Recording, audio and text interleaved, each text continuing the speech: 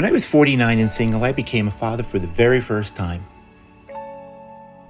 My son was 18 and almost as tall as I was. I could see in his eyes that the world opened up in front of him. It was like he was free. He loved to play basketball and was pretty damn good. He found joy in music and introduced me to lyrics that, well, sometimes felt like they could melt my ears. He's still trying to relive his childhood and gets frustrated that he'll never get that time back. Today, he is 28, and he will always be my baby boy. Within 6 months, I became a father once more. This time, my new son was 16. He was a bit hesitant at first. The choice to join us wouldn't have been his first. He wasn't sure if he should trust, but with time, his laugh filled the room and his heart was unquestionably pure. He is one of the most caring individuals I know, but he protects his heart so that he won't be disappointed again. A year and a half later, my third son joined us. This son was 14 at the time. He was guarded and serious, but in time began to relax. He is dedicated to a fault and stubbornly independent. Although he is a faithful friend, he has difficulty resolving the differences between biological and non-biological family. He needs to learn more than the others that family is forever. 2 years later, and 3 months before his 21st birthday, my fourth son joined us. He had the innocence of a child and he sang like no one was listening. He was happy just to be happy, and that is a rare gift indeed. He laughs easily and has never stopped singing. He is protective of his feelings and people he loves, so if you cross him, be prepared for his wrath. Now, what had I done? In a course of 5 years, I found myself as the head of a family of 5 men who had plenty of expectations, but didn't even know what to do with family holidays like Thanksgiving and Christmas. Frankly, we're still trying to figure out what the heck Father's Day is about. At this time, I was 55 years old, and most people often expressed how lucky they were to have found someone like me. Someone like me? I had never raised a child and found out quickly that everything I thought I knew didn't matter at all. I wasn't a perfect father. How could I be?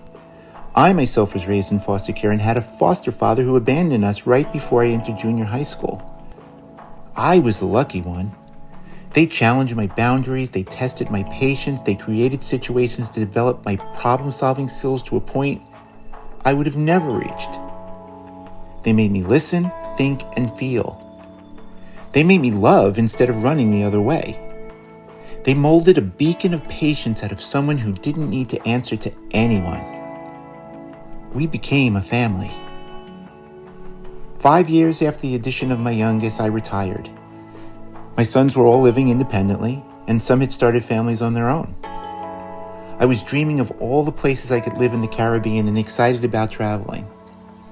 So why did I have to pick up that ringing phone? Now I had done it. I was on to son number 5. He was the youngest yet at 13 years old and probably the most active and curious of all. He was like a puppy when I was around, knocking things out of place with a wild wagging tail. 3 years later, he is still like that and trying his best to incorporate the responsibilities and expectations of pre-adulthood. Less than a year, and son number 6 was here. He was also 13 at the time. I could tell he really wanted a father. He was the ball-throwing, fish-catching, and the TV-watching together kind of kid that scared me the most. He wanted the ideal father more than the others. He is affectionate, funny, and full of youthful abandonment. He's old enough to understand this time won't last forever, but is hanging on to his childhood tightly because he doesn't want what we have to change. A year later, another son. At this point, I started to believe when people were telling me I wasn't going to stop. What the heck was wrong with me? This son was 19. He's kind, cooperative, and very willing to please. He soaks up his new adventures with us with such gratitude and appreciation. He doesn't like talking about his biological family, but is willing and happy to have joined our family, and we are happy to have him. We're not perfect. We have fought, cried, laughed, and yelled. There were doors slammed, names called, threats made, and yet we remain.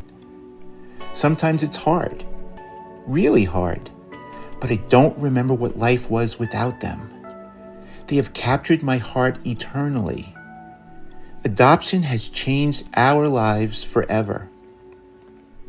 It hasn't made it into a fairy tale, or surprisingly, our issues sometimes are not resolved in 30 minutes like a TV sitcom, but the good times and the bad times bring us closer. The issues that brought us together haven't disappeared just because we've gone on a few trips and spent time together. In fact, we will all have our issues that will follow us for our lifetimes. The biggest difference, the most important, is that we don't have to do it alone. We are now and forever a family. And just in case you think the story ends there, it doesn't. Son number 8 is on his way, and in a few weeks we will welcome another 16-year-old into our family. For us, adoption works.